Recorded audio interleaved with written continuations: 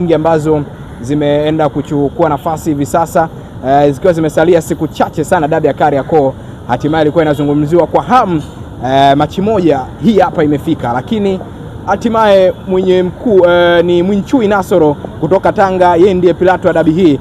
Nikasema nizungumze mawili matatu na Miko Ikisugu hapa kuona ni kwa namna gani ambavyo wamempokea refali wa dabi ya Kariakoo, lakini pia utakuwa ni mchezo wa aina gani, lini anasafiri kwenda Zanzibar, atatuambia hapa yeye mwenyewe. Asalamu alaykum. Wa alaykum salaam wa rahmatullahi ta'ala wa barakatuh. Alhamdulillah rabbil alamin. Vizuri. Namshukuru Mwenyezi Mungu mwingi wa rehema, amenamsha salama na ndio maana leo niko katikati ya mji. Nashukuru hali ya hewa imekuwa nzuri, hakuna jua, mvua tu ya kawaida kwa maana kwamba joto limeondoka. Kwa hiyo kwa yote tuseme tumshukuru Mwenyezi Mungu, tunaendelea vizuri na tunaendelea na mwezi mtukufu wa Ramadhani. Nasoro Mwinchui kutoka Tanga ndiye pilato wa dabi ya Kariakoo, na historia yake inasema ya kwamba ananufaika vizuri na Simba, ama Simba mnanufaika vizuri endapo atachezesha Nasoro Mwinchui. Siwezi kukujibu hilo kwa sababu umebaki kwenye dhana, lakini kiuasilia mwamuzi atakapoteuliwa kwenda kuchezesha mpira, cha kwanza ni kuhakikisha na kwenda kusimamia sheria 17 za mpira. Yeye ndo amepewa dhamana ya kwenda kusimamia sheria 17 za mpira wa miguu. Na unapokwenda kuchezesha dabi, maana yake unakwenda kuchezesha ni dabi ya 4 au ya 5 kwa ubora kwenye bara la Afrika. Tanzania pekee tuko watu zaidi ya milioni 60. Tanzania pekee zaidi ya watu milioni 60. Focus ya Watanzania Jumapili, robo ya Waafrika Jumapili, target na macho yao watakuwa katika uwanja wa Amani kuangalia mechi ya Simba na Yanga. Kwa hiyo leo Nasoro Mwinchui zamana aliyepewa ajue Afrika na kwenda kumwangalia. Kuna vitu viwili Nasoro anaweza ikamtokea katika hii mechi. Moja, akaenda kutafsiri sheria 17 vizuri, atakwenda kutengenezea CV nzuri ambayo Afrika watamwamini. Lakini pili, akaenda kuharibu hii mechi, ataingia kwenye rekodi mbaya kwenye bara la Afrika, kuona namna ambavyo mwamuzi huyu ndiye aliyeshindwa kutafsiri sheria 17 katika mchezo wa dabi kwenye ligi ya NBC. Kamati ya waamuzi imekwenda kumwamini Nasoro Mwinchui. Chama cha mpira wa miguu kimekwenda kumwamini Nasoro Mwinchui. Bodi ya ligi imekwenda kumwamini Nasoro Mwinchui. Ende akatende sheria 17 akizitafsiri vizuri za mpira wa miguu. Mpira wa miguu ni mchezo wa hisia, ni mchezo unauma. Nasoro atakapokwenda kutengeneza mandhari na kuwaumiza baadhi ya upande fulani, aamini kwamba yeye anaishi na sisi Uleyani.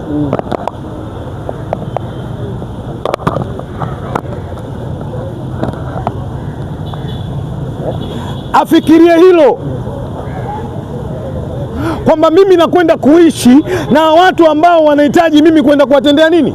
Haki. Anapokwenda kuumiza upande, maana yake ajue ndugu yangu nilioishi naye Uswahilini nimekwenda kumuumiza na mpira mchezo wa hisia. Ajaribu kufikiria nini kinaweza kikatokea kwenye nyakati zake za kawaida anapoishi Uswahilini. Binafsi kama Kisugu lazima niseme mimi, kwa sababu sio mnafiki, 60% sina imani na Nasoro Mwinchui. Unamkataa? Mimi nimesema sio Simba, mimi una imani. Na ili niwe na imani na Nasoro Mwinchui, ende akatafsiri vizuri sheria 17. Sisi Simba tunakuwa hatuna mashaka yoyote na mwamuzi yoyote ambaye atakayepewa dhamana kwenda kutafsiri sheria. Sisi hatuna mashaka naye. Na mimi naamini huyu mwamuzi amebadilishwa. Mwamuzi wa kwanza wenye nchi yao na wenye mamlaka kwenye mpira wamemkataa. Alikuwa nani? Maana yake nchi kuna timu wanaamua wao nani aongoze mpira, nani awe mwamuzi. Si Simba tujafika hiyo hatua. Kuna timu zimefika. Yuko msemaji wa timu moja alisema simtaki huyu mzee, mwenyekiti wa bodi ya ligi akaondoka. Nasema sina hofu, niko katika jiji la Dar es Salaam, jiji la amani. Mwenyekiti wa ulinzi na usalama ndugu yangu Chalamila anaendelea kunilinda, na ndio maana najidai kwenye mic. Kisugu refa unaomba. Tulia. Kwanza na wewe nina issue na wewe. Wewe na mchezaji mmoja wa timu moja mna tofauti kila siku kuhama ujue. Leo umekuja na Sanga hapa. Na nawaambia wale watazamaji waliokuwa upande ule sasa hivi Kisugu na Singano wanapatikana kwenye Sanga. Maokoto mabaya nasikia warudi kwenye Sanga. Sasa Kisugu, ngoja. Kuna kitu lazima tuseme tukiweke sawa sawa. Hii ndio maana kuna muda Simba tunapata na mashaka. Leo haiwezekani msemaji anasema ondoa huyu Almasi Kasongo, mtendaji wa bodi ya ligi anaondoka. Ondoa katibu mkuu Kidau anaondoka. Ondoa mzee Mguto anaondoka. Wale wanaokuja baada ya kusoma historia ambayo mimi nimeizungumza, alafu Dar es Salaam Africans wakapeleka jambo lao kwenye ofisi, wanasikiliza wasikilizwe. Na ndio maana mwamuzi wa kwanza alowekwa mimi najua alikuwa nani? Heri. Sasa mimi nimesema Heri. Sasa ngoja mimi ili nikae kwenye vyombo vya habari nimzungumzie vizuri na Soro Mwinchui. Kijana kutoka Tanga, ende akatafsiri sheria 17. Simba tuko tayari kupokea matokeo yoyote pindi endapo sheria itakapokwenda kufanyaje? Kutafsiriwa vizuri. Hatuna mashaka katika hayo. Yuko mwamuzi, simtaji jina lakini nitasema Allah shahidi, aliwahi kunambia mechi ya Simba na Yanga, kweli mimi Simba sikuwatendea haki. Alikiri? Yes.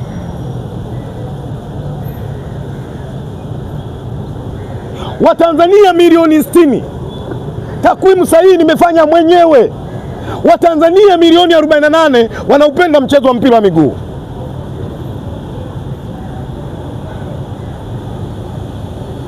Asiende kuumiza hisia za watu. Unapokuwa hakimu, nenda kamua kwa kufuata mujibu wa taratibu ya nini? Za sheria. Namtakia heri na Soro Mwinchui, lakini sina imani naye. Ahadi yako bado ipo pale pale, endapo Young Africans akimifunga na akipata hata sare, basi 1.5 ipo hadharani. Yes. Mimi siwezi kurudi nyuma. Nilichozungumza nafikiri kila mmoja amekisikia. Biidhnillah. Biidhnillah. Tunakwenda kupata matokeo Jumapili. Sugu? Biidhnillah. Kwa idhini ya aliomba mbingu na ardhi. Tunakwenda kupata matokeo Jumapili. Wana Simba ondoeni hofu. Biidhnillah. Wallahi na hapa. Kwa uwezo wa Mwenyezi Mungu tunakwenda kupata matokeo Jumapili. Na save maneno haya. Sija kwa few moment later. Allah Subhanahu wa Ta'ala anasema niombeni nitakupeni. Tunamuomba Simba, tunanyanyua mikono yetu na macho yetu kumwangalia. Tunahitaji kupata matokeo mazuri siku ya Jumapili. Naenda kukutana na timu bora sana Young Africans.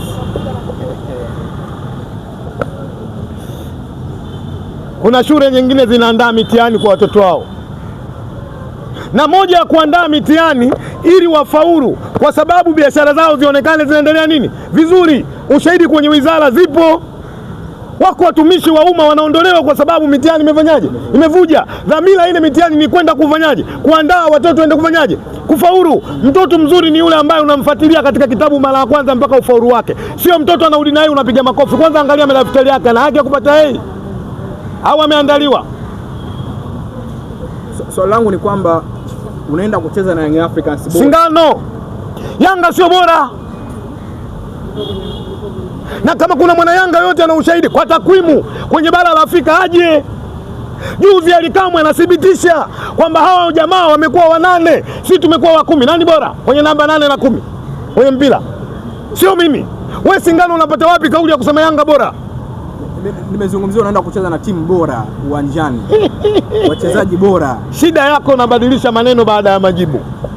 Niwaambie wana Simba wasiwe na hofu, wana timu bora, wana timu nzuri, wana timu ya ushindani na inakwenda kupata matokeo siku ya Jumapili. Tuombe jambo moja tu. Allah Subhanahu wa Ta'ala aamshe vizuri wanajeshi wetu. Wakaipambanie Simba kwa 60%. Agea akasimame kwa 60%. Akua akasimame na nini na Aura akasimame kwa 60%. Klatus Tota Chama akasimame kwa 60%. Wallahi Yanga anakwenda kufa katika uwanja wa Amani Zanzibar. Sugu? Anakwenda kufa kwenye uwanja wa Amani Zanzibar. Kana unaongea rais, mtu ambaye amekufunga mara 6 mfululizo. Hiyo ni historia. Na hii leo nataka niiweke sawa sawa. Simba na Yanga kila mmoja na historia yake. Sisi tumepiga Yanga mara 5 mfululizo. Kaangalieni historia 2004 mwezi wa 7. Goli la Yanga anafunga Pichu Kongo. Goli la Simba anakwenda kufunga Shabani Kisiga. Goli la Simba anakwenda kufunga nani? Ulimboka Makinge. Miaka 5 naizungumza hiyo. Hatuzungumzii historia hapa. Hapa tunazungumzia uhalisia kwenye mechi ya Jumapili. Wewe unajua hiyo historia? Kaangalia 2004 mpaka 2005 Yanga anapigwa mara 5 mfululizo. Yanga gani anakataa duniani aje? Hii hamsemi kwa sababu nyinyi waandishi hasa wewe Singano mnafiki. Wale mnafikuna sarasa. Harama za mnafiki ngapi? Wewe moja unayo Singano, kataa nikupe. Unaenda kukutana na Dep mashine ya mabao. Anasema hiyo mechi hatu waacha salama. Sisi. Na naomba waandishi wa habari watafuteni watu wa Yanga siku. Tuweke mdahalo kila mmoja akaizungumzia historia yake. Leo waandishi mmeshika, mmefungwa mara 5, mmefungwa mara 6. Wao hawajapigwa hizo mara. Hawajapigwa. Mimi nakupa ushahidi sasa ukafanya research 2004 mpaka 2005. Tena nimekutajia mechi goli la kwanza dakika ya 48 maana yake kipindi cha pili. Pechu Kongo, ushawahi kumwona? Mmeshika tu Simba kafungwa mara 6. Na unafiki.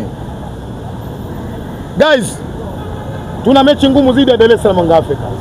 Lakini unaenda kupata matokeo. Dabi haijawahi kuwa mechi nyepesi. Ikatokea maajabu duniani. Kulia wakaekwa kuku, kushoto wakaekwa bata. Alafu hao wakaitwa Simba, hao wakaitwa Yanga. Pata kwenda kuchimbika. Na niwaambie wana Simba hatuwezi kumfunga Yanga kwa kuendelea kuongea kwenye media hizi. Tunamfunga Yanga kwa vitendo. Hatumfungi Yanga kwenye vijio vya kawa. Biidhnillah. Yanga anakwenda kufa siku ya Jumapili. Wametaka ndio hivyo, hawakutaka ndio hivyo. Vitendo gani unavyozungumzia wewe sasa? Uchawi kwenda kuloga. Mechi mnaenda kuloga? Uchawi upo. Mmeimaliza nje ya uwanja? Uchawi upo. Mwenyezi Mungu anatuthibitishia sisi Waislamu kwenye aya 2. Aya ya kwanza Mwenyezi Mungu anamwambia mtume, "Kul a'udhu birabbin nas." Ndani kuna maneno anasema wa min sharri waswasi. Shekhe njoo tutengeneze vyombo kidogo. Upo? Niko sawa sawa? Ndio. Uchawi upo. Simba mwenye uwezo wa kuloga akaloge. Ndio. Na maana Yanga muwawezi ndani. Leo mwana Simba yoyote mwenye akili timamu, beba futari yako, beba tambi zako, chukua mkate wako wa boflo, chukua sukari yako kilo 2, nenda kwa bibi yako. Bibi, nimekuja kukuletea sadaka hiyo bibi, lakini mimi nina mechi ya Jumapili, tia dua Yanga afungwe. Mwezi mtukufu Kisugu, mwezi wa Ramadhani huo. Maulama wale wapo zetu fungwe. Moja katika chuma ambacho kinakwenda kumfunga Yanga kile pale kile. Yule jamaa. Wewe acha. Vita hii. Vita baridi. Ngoja niwaambie story kidogo. Mpira ni vita. Mambo yote yanayopatikana kwenye vita kwenye mpira yanapatikana. Kwenye mpira watu wanakufa na kwenye vita watu wanafanyaje? Wanakufa. Kwenye mpira watu wanakatika miguu na kwenye vita watu wanakatika nini? Miguu. Kwa hiyo tunakwenda kupigana vita baridi. Mimi naamini tukisimama kwenye slogan ya Simba nguvu moja, na kwa idhini ya Mwenyezi Mungu tutakwenda kupata matokeo siku ya Jumapili. Guys, Mwamba narudi Jumatatu saa 6. Yanga kashakufa 4 nacheza kidedea 4 wahida kinina thalatha. Wewe ukiniangalia nichukie tu, mimi sinasema. Kama unataka kupinga uje, unaumia tu. Unaumia nini wewe mnafiki? Nyi wazee walo tu.